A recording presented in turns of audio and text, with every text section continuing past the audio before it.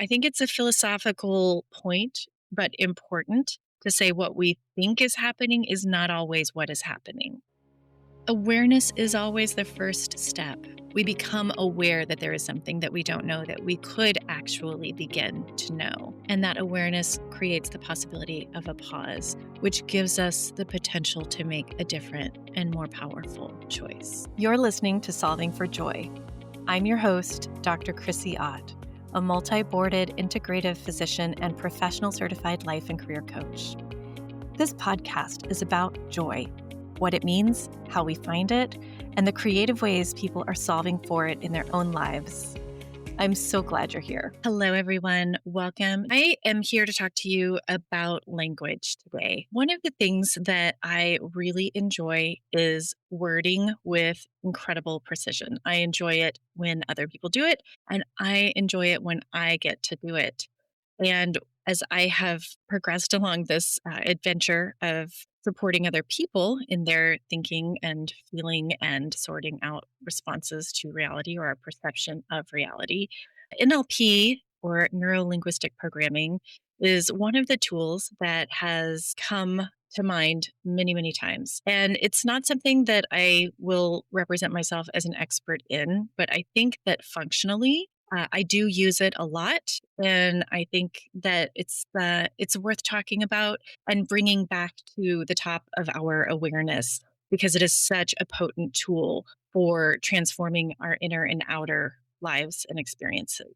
In this moment in time, we are facing unprecedented aggression in the United States from United States forces. It's important that we actually have some capacity to use our own experience where we can. So this is a component of maximizing the control we have in our zone of control, our sphere of control, rather than our sphere of influence or concern. So bringing us back, neurolinguistic programming is the study and application of how language, our perception, and our physiology interact to shape experience, and how increased awareness of that dynamic creates more choice or agency in our lives, which is something I feel very strongly about and want to support for anybody in earshot of me and the work that I do in this podcast and in other realms. So, practical implications. I'm just going to break down some of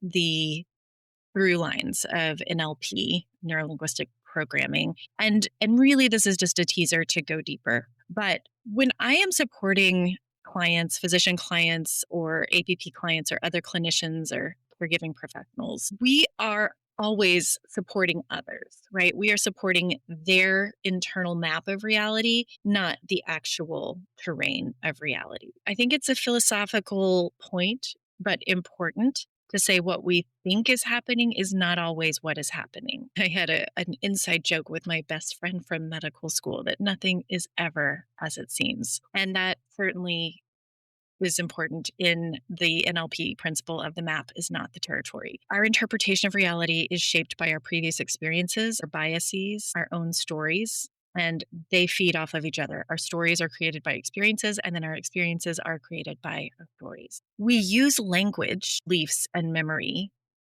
to shape that interpretation. And physiology is in interplay there as well. So, what we have perhaps the most control over is our language. And it includes the language we use inside our own brains, as well as the language we use externally with our friends and loved ones. Next, mind, body, and language are all interconnected. The thoughts we have influence our physiology. For example, if you think about an upcoming stressful conversation, a negotiation, perhaps, something where you expect conflict, it is not conflict happening, it is your body preparing through rehearsing thoughts. But you still may get that surge of norepinephrine. You may still get little butterflies in your stomach. You may still get some vasoconstriction that otherwise doesn't make sense by the fact that you're still just sitting at your desk or in your bedroom or wherever. So our physiology then influences our perception, and language has the potential to help us organize both of those. When we notice a physiological shift, that can be a cue to take a breath and check in. What are we believing? What are we languaging inside ourselves? Meaning is not inherent, it is assigned. This is related to the coaching precept that circumstances are neutral. So events themselves can be construed as neutral, and our meaning, our reaction to them is created through our interpretation. So the subconscious responds to meaning rather than logic. We can reframe meaning and change outcomes and experiences even when circumstances stay the same. So, this is one of the places where coaching and NLP overlap especially strongly, where we can shift the perspective just a little bit, and the previous thing that seemed like an insurmountable obstacle basically melts away or becomes much, much smaller. Fourth principle here is that the subconscious learns through patterning and repetition. It is not a logical beast. It learns through association and repetition. So when we repeat language, we are instilling beliefs. And when we do that with emotion, we are strengthening that learning. So this is going to come into play in just a moment when we talk about identity language. But when we say, oh, I'm so clumsy, or oh, I'm so blank, we are repeating something that we may have heard ourselves say many times and amplifying that belief, especially when there is an imprint or even, just like a serving size of negative emotion with it. We become more and more hemmed in to that chosen identity. So we need to be very careful what identities we choose through that patterning and repetition.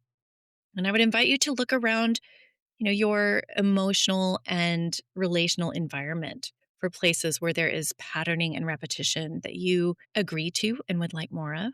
And I invite you to look similarly for patterning and repetition that you do not agree with, do not consent to, and would like less of in your experience. Our fifth principle is awareness precedes choice. Awareness is always the first step, whether you are on a journey of adult learning of anything.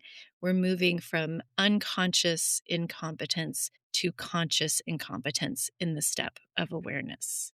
We become aware that there is something that we don't know that we could actually begin to know. And awareness actually takes a pace change as well. So, automatic patterns run in the background until we notice them. And that awareness creates the possibility of a pause, which gives us the potential to make a different and more powerful choice. So, for those of you who have been in coaching, you know that it's often about slowing things down or being slowed down by an outside force enough to notice, ooh, what was that you just said or chose to agree with? How did you just frame that? And is that how you really want to frame that? So, awareness in NLP, just like in coaching, is super, super powerful. And sixth, here comes the identity piece. So, our identity language is so powerful, and we don't even have to vocalize it for it to be a powerful and often limiting belief. Unfortunately, I hear much more often statements like, oh, I'm terrible at technology, or I'm the slow one in the office, or I can't seem to get this. We accidentally let slip these negative I am statements all the time unless we have been in a practice of catching them and tweaking them a little bit. So, the I am statement, one way to think about it is that it collapses behavior into identity. And this is called out in James Clear's book, Atomic Habits, also. Like, if you perceive yourself as somebody who doesn't go to the gym, doesn't exercise, that identity is going to be a very potent obstacle to changing behavior. So we just narrow possibilities and we narrow behavioral change when we double down on identity. It actually requires us to look for developing a taste of the not knowing. As my teacher Jennifer Wellwood talks about it, is a taste for groundlessness, a taste for referencelessness. When we actually move into releasing some of those reference points by which we define ourselves, we open up the field of possibility. When we use process language instead, we are preserving agency. So we're shifting from an identity statement to a process statement. You might be thinking, what in the world are you talking about, Chrissy? What is an example of this? So, an example of this is instead of saying, I suck at technology, I would say, I am learning. I'm this is something I'm working on right now. I hear myself say that pretty regularly, and I know that we've gotten somewhere good when I hear my clients start saying that. This is what I'm working on right now instead of this is how I am, period. We can start by saying this is how I have been in the past because I don't want anybody to feel toxic positivity into affirming a reality that they don't believe is actually true. But we can find lots of middle places to bridge ourselves into more process and less identity language. Seventh principle in this little dip into NLP is that change happens best in safety. We are never going to should ourselves into submission. And I believe strongly that our shoulds mostly need to be shushed. If we have a desire for something, then let's celebrate that we have a desire and take some baby steps toward that. But when we have should, it invokes a lens of shame, a lens of deficiency, a lens of this is not how it should be. And the nervous system will always resist that particular kind of force. Gentle correction with consent outperforms confrontation every single time. So I ask a client, may I tweak the words of that statement just a little bit? Oops, could we try that again with a slight shift in the wording? So it is precision paired with warmth. It is not you're bad for making a mistake or even that you've made a mistake. It's like, oh, oops, let's optimize that for your benefit a little bit. So I have a few self reflection invitations for you.